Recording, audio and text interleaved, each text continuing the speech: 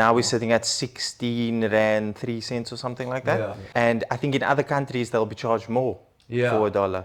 For So like I think- government levies and stuff. Exactly.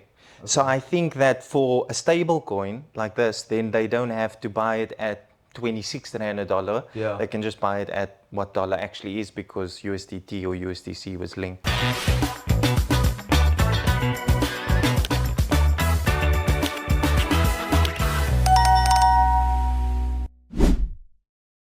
Hi everyone, welcome to Quick Trader. I'm David. I am sitting here with Rashid? Rashid and Luca. How's it, guys? Today we're going to be chatting about stable coins as well as shadow dollar or the shadow dollar. Yeah, and what the difference is between the two. So what is the shadow dollar? So the shadow dollar is basically like stable coins that are tethered to the dollar or pegged to the dollar. So whatever the dollar does, the shadow dollar would do. They Okay. being, all the examples I know specifically are USDT and USDC. Okay, awesome. So essentially like whatever happens to the US dollar live is happening to these coins. Yes, yes. Okay, cool. But now, why? I know that a few years ago the Reserve Bank was pushing against stable coins like USDT and USDC. The Reserve Bank was pushing back against it. Yes. So I don't understand why there's so much support from like the federal bank to like allow a stable coin that's not in circulation. Like they haven't got control over the fiscal and monetary policies regarding that. So I think not everybody has access to the dollar or at dollar price. I mean, and now we're sitting at 16 Rand 3 cents or something like that. Yeah, around there. And I think in other countries they'll be charged more for a dollar. For So like I think- government levies and stuff. Exactly.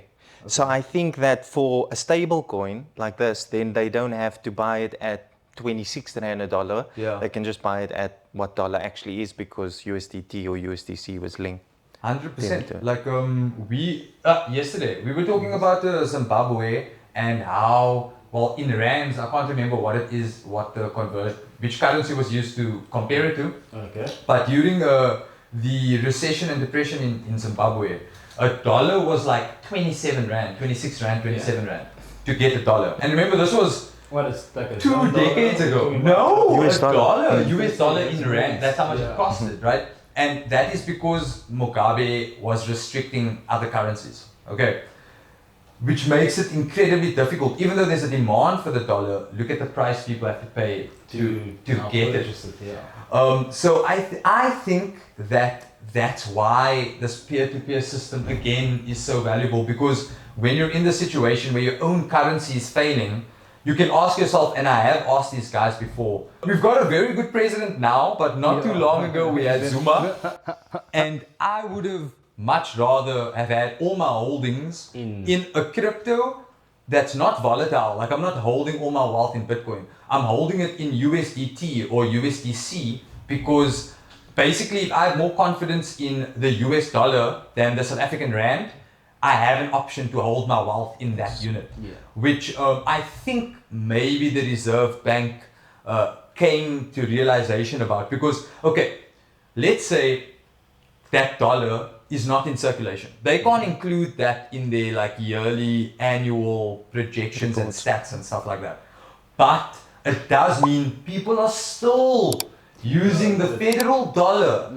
Whether it's crypto, whether it's fiat, people are still, I think they had that realization that stable coins are fine because if people are using it, dollar. yeah, if people are using alternative forms of currency, if that alternative form is still linked to our currency, then win-win. Yeah. So that still values our currency. Like our currency will still get, Yeah, will draw the value off of it. Is what I'm trying to say. Yeah. 100%. They call that so what's it? The peer element. The peer, is it called the peer element? Peer element, yeah. Peer element. The peer element. That's So essentially, like the Federal Reserve Bank is like foregoing what returns they would have gotten for like domestic wire transfers and fees like that. They're foregoing that because the dollar is still in use, even though crypto users aren't paying all those fees that the Reserve Bank and commercial banks could have gotten profit and income from.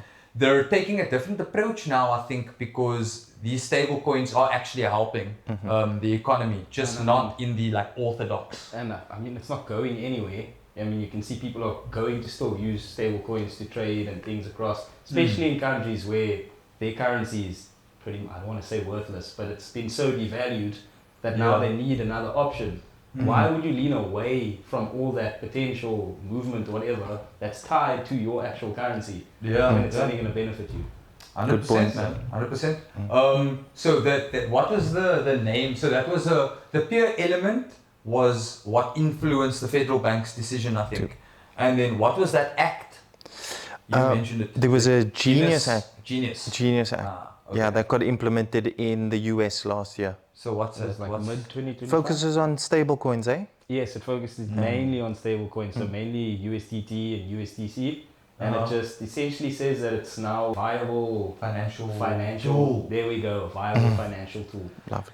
Yeah, and dude, it's what we were saying now. I think that that's happening because the Reserve Bank is essentially like, well, if the crypto they're using is like a shadow or a clone of our currency, well then, even though the person's in Argentina not using the pesos. It's Argentinian peso, I think. Peso. Argentinian peso. And now they're using the like USDC. It's still using the dollar, right? So it's still helping the economy in a way. It's still making sure the reserve currency or the currency people are opting to hold is the US dollar, even though it's in crypto form. Yeah.